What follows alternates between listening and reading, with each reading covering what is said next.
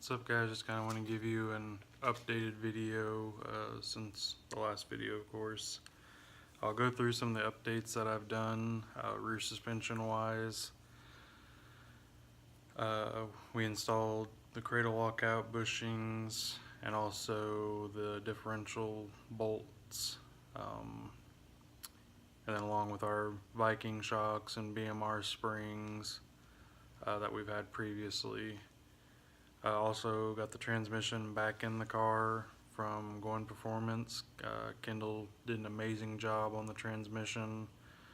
The only thing I had to do really was take it to Ford to have them relearn the adapt shift points.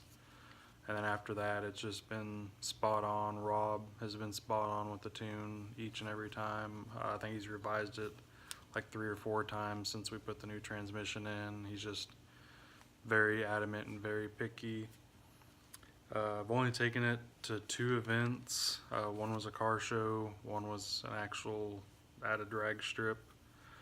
I'll start with the car show. It was at Shelby Fest in Jefferson City, Missouri. It's a big Ford car show. It's actually a couple days, but I only went Saturday because that's the only day I could really go.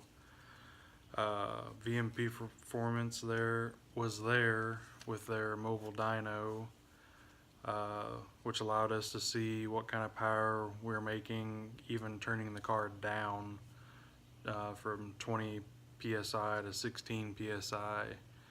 And at 20 psi we were 1114 from LSX Killer, and on 16 pounds we were 947.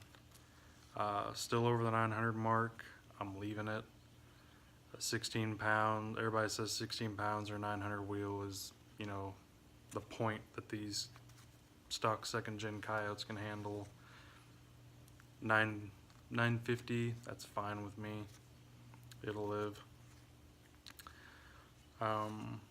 Again, Shelby Fest was a blast. It was awesome to, drive the car, as you see it here.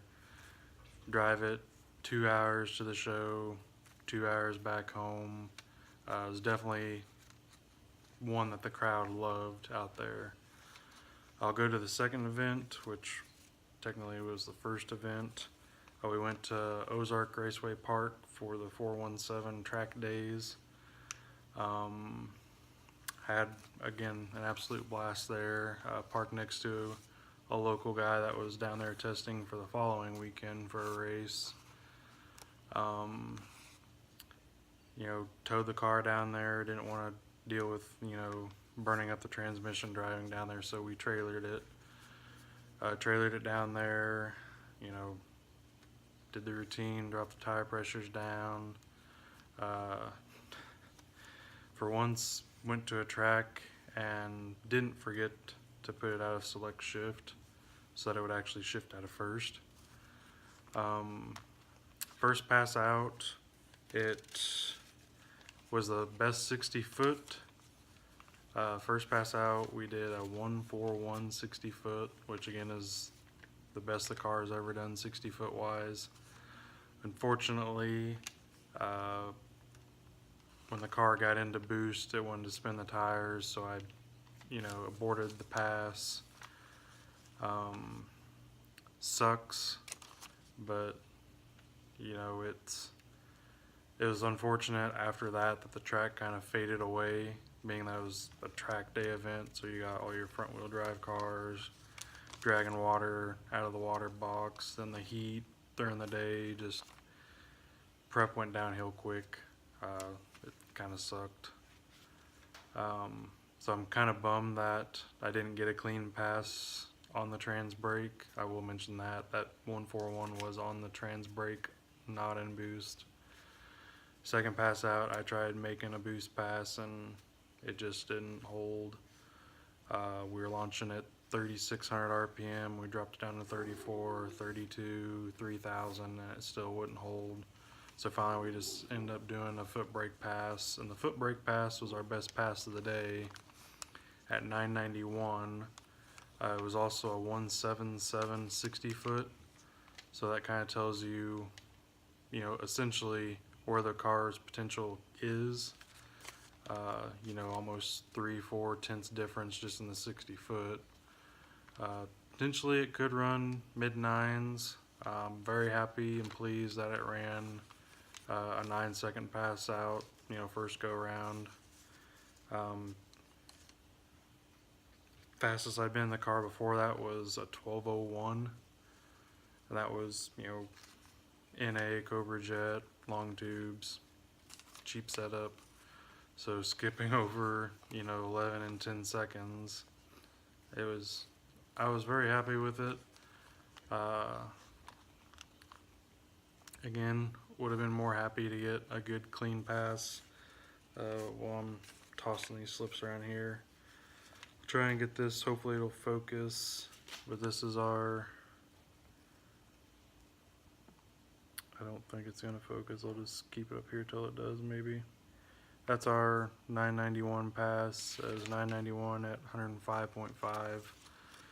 I think the top end, highest top end that I had was 146 something.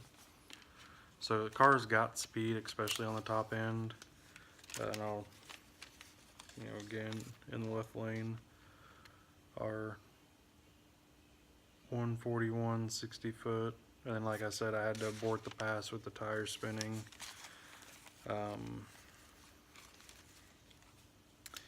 Yeah, we were hoping to make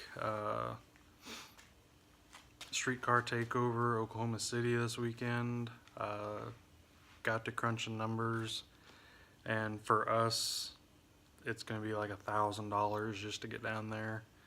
That's entry fee, fuel, hotel, boarding our dogs, the list goes on.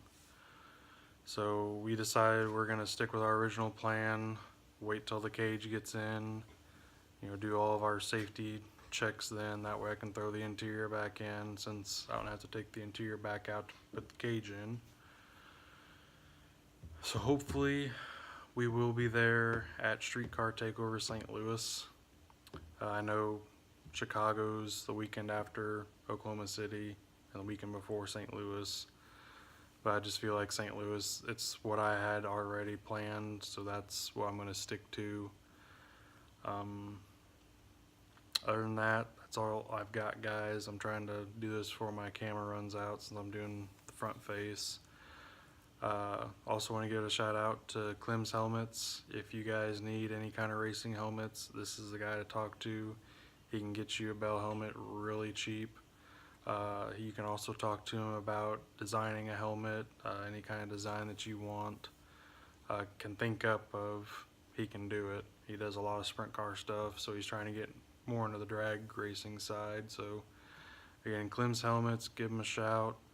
Thanks guys, hope you have a good one.